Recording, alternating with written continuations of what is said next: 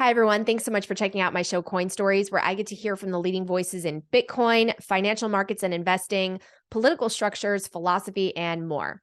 Please make sure you're subscribed to the show. And if you're watching this on YouTube, like the video so more people see it, and hit that notifications button so you don't miss out on any new content. This podcast does not provide financial advice. It is for educational and entertainment purposes only. So make sure to do your own research before making any investment decision and be aware of your risk tolerance. I'm able to produce this show thanks to my sponsors, and I'm very picky about who I choose to partner with. So I hope you take the time to listen to the ad reads throughout the show. All right, now to my first partner, where I buy my Bitcoin, Swan. I partnered with Swan because it is a Bitcoin-only company focused on helping people save for their future and self-custody their Bitcoin, not trade it. You can start a direct deposit to take advantage of Bitcoin as a savings technology and learn how to take it off the exchange. Swan's mission is to educate 10 million future Bitcoiners through free resources and media projects like Hard Money. Swan also offers retirement planning with an IRA, tax loss harvesting, home equity conversion, and a white glove private client service. I use Swan to dollar cost average every day. That's right. I deposit a little bit every day that's equivalent to what I might spend on a meal so that I add to my future nest egg and lower my yearly cost basis. To learn more and get $10 in free Bitcoin when you sign up, head to swanbitcoin.com/Natalie Brunell. I'm so excited to be here at MicroStrategy World 2023, where we are talking about Bitcoin and Lightning for corporations. And my next guest needs no introduction. Jack Mallers, of course, a Bitcoin favorite. What up? The best speaker in the space. I love when you go on camera because you're name dropping the anchors. You're like, listen, let me just tell you what this is all about. Thanks so much for joining me. You gotta keep it real. I'm excited to be here. How are you? I'm good. It was so great to see you in Washington, D.C. Jack did a speech at the Bitcoin Policy Summit, and it was about why the U.S. should embrace Bitcoin strategically. Mm-hmm. So why don't we start there? Because that was a really interesting PowerPoint that you gave in presentation, really explaining Bitcoin in an approachable way as a technology network that we should embrace, just like we embrace the internet. So what was the big theme of that? I think Bitcoin is best understood as a public utility. It's owned by no one and operated by everyone. So I think that generally we're in this broad transition of central and local to decentral and global. I think technology is conjoining us all and connecting us all, and you saw that pretty violently with the internet. And I think Bitcoin operates under a similar framework. It's a digital technological innovation. So a computer science problem was solved. It resulted in a public utility. It just operates within finance as opposed to information. And I think under that framework, the U.S. should do what the U.S. was founded to do, which is liberty and justice for all. And it's a freedom-fighting country. It's the leader of the free world. And we need to take that super seriously. And that was more just to propose a framework of, hey, here's how you probably should think about this new technology because we're the best country in the world and it's important. I don't know. So what would that look like? How would the U.S. or how should the U.S. actually adopt Bitcoin? Should we put it on the balance sheet? Should we put it in the reserves? Should we promote infrastructure and Bitcoin mining? What should we do? Well, I think all the above. All the above. I alluded in the presentation, I said, guys, think at what the internet has done for job creation, for education, for source of wealth for America. Think about the natural wealth that the internet has created in production, in reserve assets.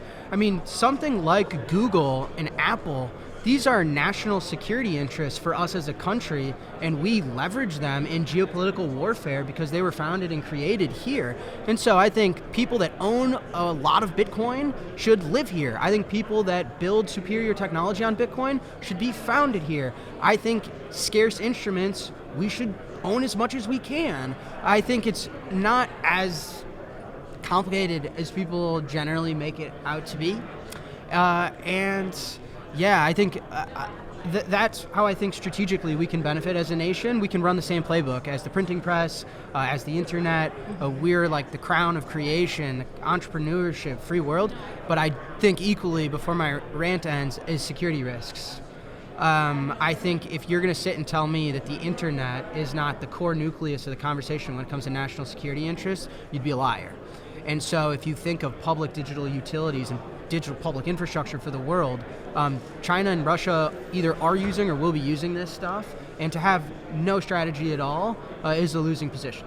So I think there's both advantages and just core baseline requirements to new digital public infrastructure.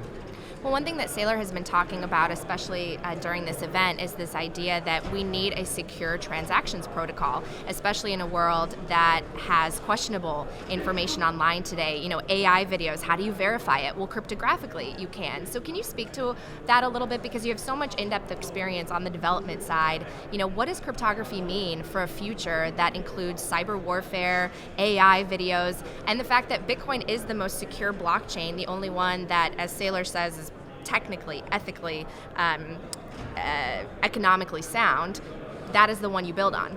Yeah, I don't want to be repetitive and beat a dead horse, but technology and technological innovation and revolutions is what has driven humanity for hundreds of years.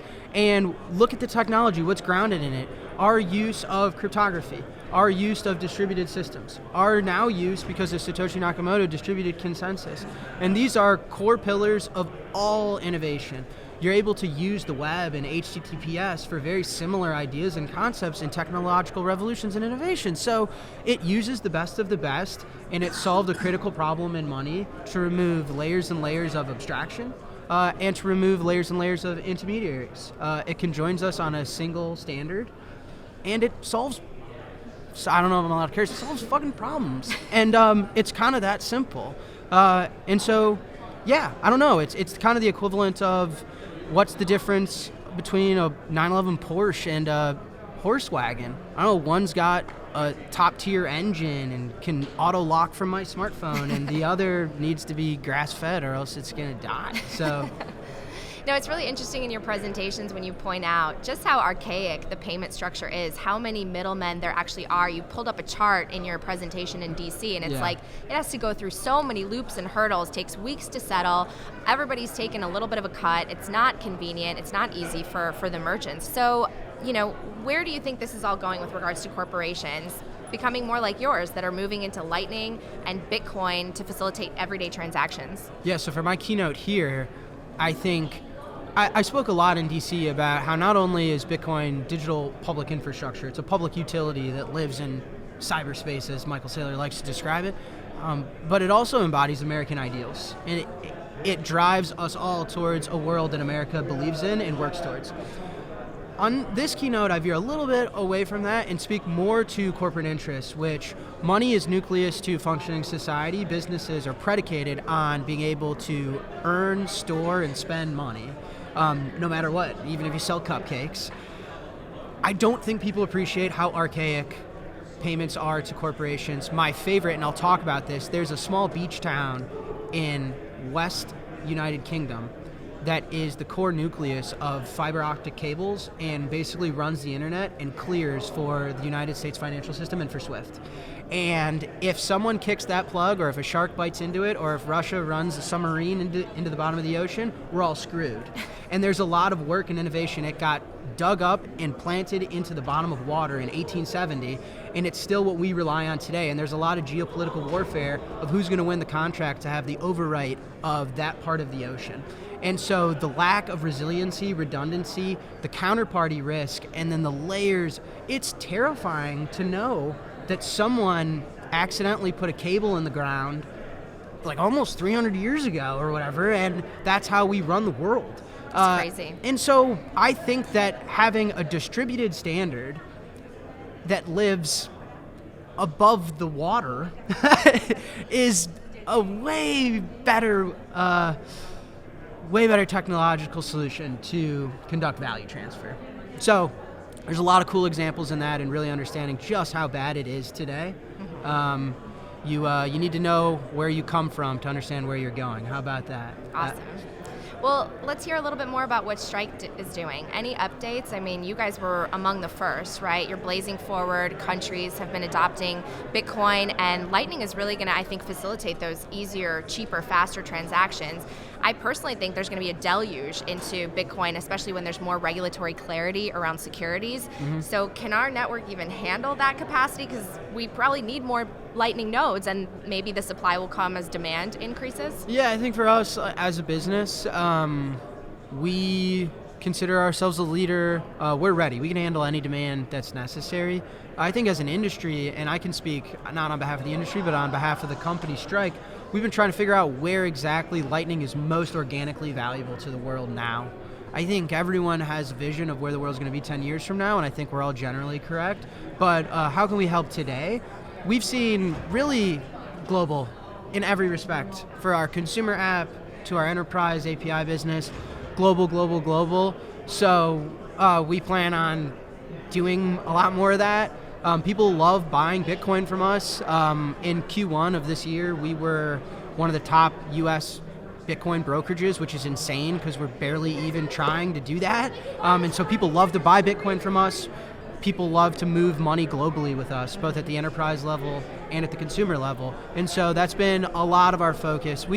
Relationships with Clover, relationships with NCR, those are all good too, but we're like very naturally solving problems, like helping businesses in Africa repatriate revenue from Nigeria back into a Bank of America account here in the United States. So anyway, that's kind of been our learnings and a lot of our focus as of recent. Well, I have to give you a plug because when I was traveling a lot last year overseas for conferences and such, and went to El Salvador a couple times, I used Strike. That is how I paid merchants, and it worked amazingly. So I appreciate that your product was out there for us. I appreciate you. Okay, I want to turn to the IMF for a second because you've had conversations with folks from the IMF. You've also been talking to people at big corporations. Some of them are here, some of them, I don't know if I've seen like the Facebooks or anything, but where are we at in terms of these big institutions looking at Bitcoin maybe coming in the future? Yeah, I think I've been guilty of it, and as an industry, maybe sometimes we get a bit excited. These things just take time. I think, is Amazon going to adopt Lightning tomorrow? Probably not. But if we look back 5 years from now and all big tech is using Lightning to interoperate with each other, we're going to be like, wow, did that happen fast? Yeah. It's about 50 years of payments innovation that would be theoretically wiped out. So I think in the moment, it feels like a grind. In hindsight, it's going to feel like a blink. And so I think it just takes time. I think it's happening, but it's just happening slowly. The executives and the company and their corporate strategy understands the technology, understands the regulatory clarity, understands generally a strategic angle that they want to take. Then they engage, they get their hands dirty, they understand how to price it, they understand the margin benefits, how to go to market with it. And I think that just takes 1 to 2 years, and I think we should all be okay with that. So I think it's happening. I mean, we got a public company that owns 140,000 Bitcoin on their balance sheet, and they're hosting a Lightning conference. Like, what the fuck are we talking about? So I think it's happening, and it feels slow. In hindsight, we'll realize how fast it was. Well, what are the challenges ahead so that people can best prepare? Because I think the more that we are aware of our challenges, our vulnerabilities, our weak points, the more we can work on those, hone in, especially during a bear market, so that we're ready for that takeoff. I think challenge-wise, education is always grounding. No matter what year Bitcoin's been around, it's about educating. That's why we're here at this conference, is to segregate Bitcoin from crypto, segregate Bitcoin from Lightning, understand the differences, the advantages, some of the constraints technologically. So education's a big one. And then I think, I'll speak just for Strike, not the entire industry, but problem solving is like, okay, I got every license and every feature you could ever want. I got it. What do you want, though? And do you know what you want? And what do your customers need? And I think that's just a journey that every new industry has to go and embark on. So anyway, I think education is the biggest barrier. If everyone understood Bitcoin, it'd be worth $1 gajillion. So I think education is probably at a baseline what we all need to be thinking about and doing. And then more practically, as a CEO, it's just getting your hands dirty and figuring out where the value is. It's time for a quick break to hear these messages from my partners. First up, Bitcoin Conference 2023. The world's largest Bitcoin conference is returning to Miami Beach from May 18th to May 20th. Day one is Industry Day with a focus on business-minded panels and discussions, plus top-tier networking opportunities. General admission days 2 and 3 are open to all pass holders and feature panels, keynotes, and workshops with speakers like Michael Lewis, Michael Saylor, Jack Mallers, Lynn Alden, Arthur Hayes, and more. Plus some exciting new additions like the inaugural Bitcoin Games and the Mining Village, and the return of Pitch Day. I highly recommend this conference. It's what launched my career. And if you want to come, just head to b.tc/conference and use the code HODL, HODL, for 10% off. I'll see you in Miami Beach. Next up, Fold. Fold is the best Bitcoin rewards debit card and shopping app in the world. You can earn Bitcoin on everything you purchase, from Amazon to groceries to sprucing up your wardrobe with Fold's Bitcoin cashback debit card. And you can win free Satoshis every day, or even play for the chance to win a whole Bitcoin by spinning the daily wheel and the purchase rewards wheel. And now on Fold, you can buy Bitcoin directly and earn even more incentives and rewards by using the apps to stack sats. It's an amazing app to get someone totally new into Bitcoin. So if you want to join the fun, head to foldapp.com/Natalie and get 10,000 in free sats when you sign up.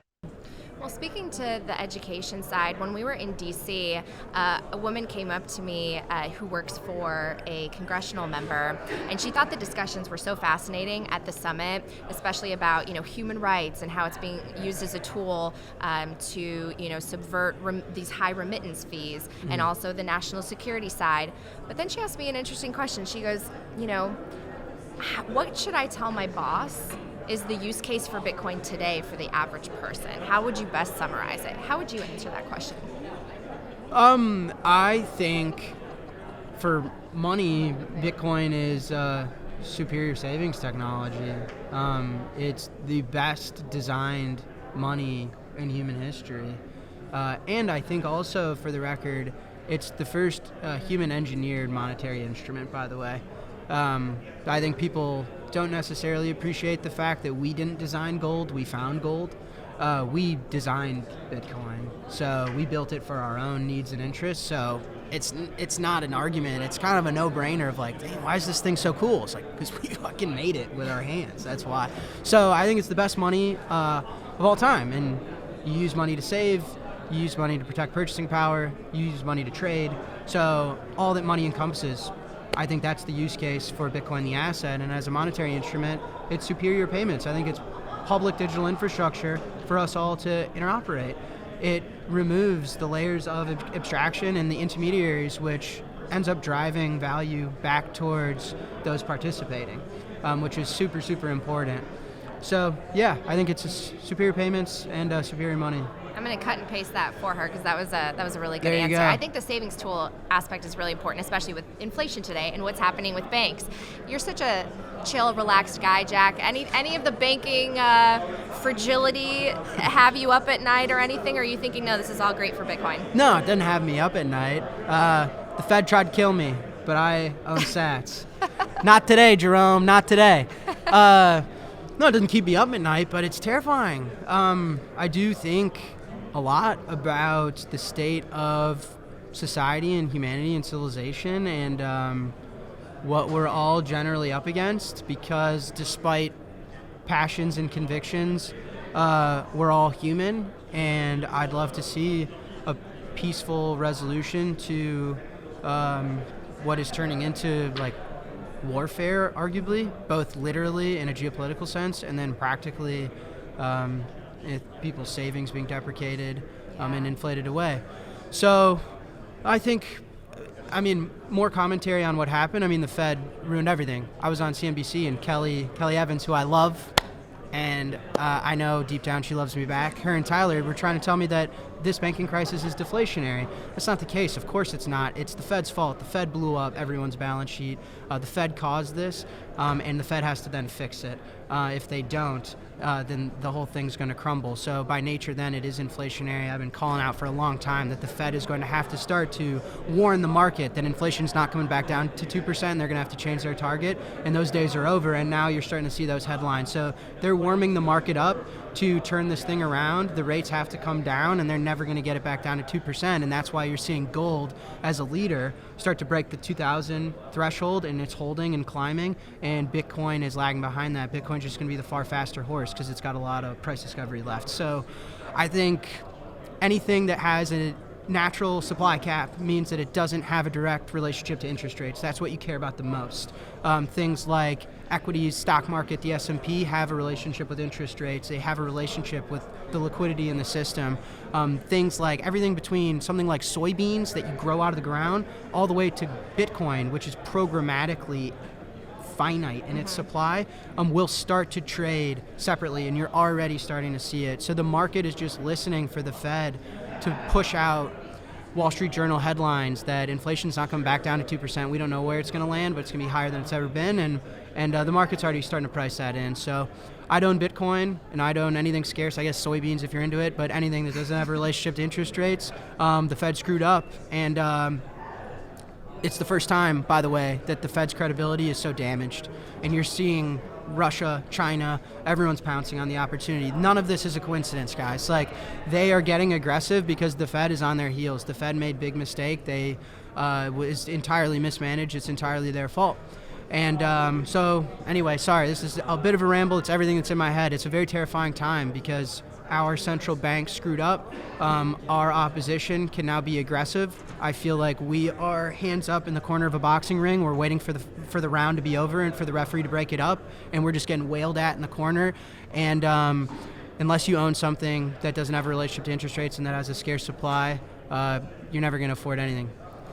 Well, it's a really interesting point because you're right. It would be a terrible time if we didn't have Bitcoin, I think. And it's crazy to see the statistics that we've already blown up more in terms of losses, financial losses now than in 2008. And yet we're still kind of kicking the can down the road because the Fed is sort of injecting liquidity. But it feels like we're in a holding pattern, right? Something is going to break. It's probably going to be, some sort of a credit issue and then a downward spiral into the launch of the real big QE, right? I mean, some people are predicting 10 plus trillion, and that's technically good for Bitcoin, but overall it just means the system continues to break down, right? Yeah, I think people, listen guys, it's impossible to analyze on a day-by-day basis because they're not giving you all the information. You have to generalize it. Let's look at history. Bear Stearns happened, I think 6 months before Lehman. And so we're living through a slow death. These things weren't bang, bang. There were 6 months of time, 180 days, where people were like, oh, thank God we got out of that one. And then the anchor dropped on top of their head. And so I think you need to proceed with caution and along the narrative that this is the Fed's fault. And for the first time, the Fed entirely mismanaged interest rates in such a dramatic way. At least recently, this is a phenomenon in that sense. And so the reason I explicitly restate that is because the Fed has to hide how they're fixing it. If the Fed were public about absorbing this into the monetary supply and covering all losses, then the market would panic and things would go haywire. So they're trying to hide it. That's why they're treating assets at par. That's why they're socializing losses at JP Morgan Chase, is they're hiding inflation and they're hiding the recovery in private institutions and in loosely defined terms that nobody generally understands. And so the reason that you're seeing them ease the market into, who needs 2% inflation anyway? Why 2%? That sounds random. Why not 20? Bigger numbers are better, right? They're going to start to try and normalize that stuff because they're covering their tracks. And so by the time it's all known, it'll be too late because it's been hidden in plain sight for so long. So you're starting to see gold has never made moves like this since I've been alive. And you're really starting to see it. So anyway, that's my take, is it's the Fed who's really at fault. It's not like Wall Street bank missized the counterparty risk of mortgages. Central banks drove record deposits into commercial banks. Commercial banks were driven to put those into long duration instruments, and then the Fed raised rates faster than they've ever had, and they ran these things insolvent, and they crushed the balance sheets of everybody, and they got to cover it, and so that's it. That's it. And so, yeah, you're not going to get your answers if you're looking for them. You got to have some conviction and protect yourself. Yeah, and JP Morgan didn't bail out First Republic. We all did. We all always bail out. I love that quote from Jared at MicroStrategy. Shout out. All right, well, just to wrap things up, Anything you want people to know. We're here at the Bitcoin and Lightning for Corporations. A lot of moves happening, even though it is a bear market. A lot of people are focusing in, building, and there is going to be a crack up boom at some point. So I hope everybody's, ready for it. What do you want people to know? Oh, man. I want people to know Bitcoin is public utility. It's digital public infrastructure. Nobody owns it. Everybody has access to it. It's a very powerful idea. It's infrastructure for money, like the internet is infrastructure for information. And I think I just wish a lot of love, honestly, right now is what I think the world needs. We're all human beings, and despite everyone's mistakes and misfortunes and arguments and disputes, we're all gonna die. And so I think we all need to take a deep breath, stay calm, use the fact that we build tools and we innovate and rely on technological advancements to get us through what's becoming a really difficult time. And so my thoughts go out to everybody. I think it's only going to get worse, and I just hope everyone finds ways to navigate that, and I spend my time trying to be helpful towards that. I appreciate that so much about you, Jack. There's more that unites us than divides us, even though the mainstream media has us thinking otherwise. And I really appreciate people like you who are thoughtful and kind and want to help the average person understand Bitcoin. So, Jack, thanks so much for being here. Thank you. You're the best. It's time for a quick break to hear these messages from my partners. First up, Crowd Health, a Bitcoin alternative to health insurance. Health insurance costs can be sky high today, and you essentially send money every month to a massive corporation, the health insurance black hole, as I call it. And if you don't need any health care, you never see that money again, right? But if you do need to go to a doctor, you end up having to pay even more out of pocket, especially if you end up as one of the 20% of claims on average that aren't covered. With Crowd Health, you pay a small monthly fee that goes into an account that you actually accrue over time and is yours to use or keep if you ever leave. You can even save that money in Bitcoin. Crowd Health is all about community, and the community crowdfunds everyone's healthcare. So if something does happen or you have a doctor visit, Crowd Health will negotiate down the medical bill much lower than what insurance would be, and then the community helps you cover it. And in return, you help others cover their needs. For more information, you can head to joincrowdhealth.com/Natalie. And if you use promo code Natalie, you get 6 months for $99. Thank you so much for checking out this episode of Coin Stories. Again, hit like on the video and make sure that you have those notifications on so you don't miss out on any new episodes. And I would love to hear from you. If you have suggestions, feedback, guest requests, please email me at natalie@talkingbitcoin.com. Thanks so much.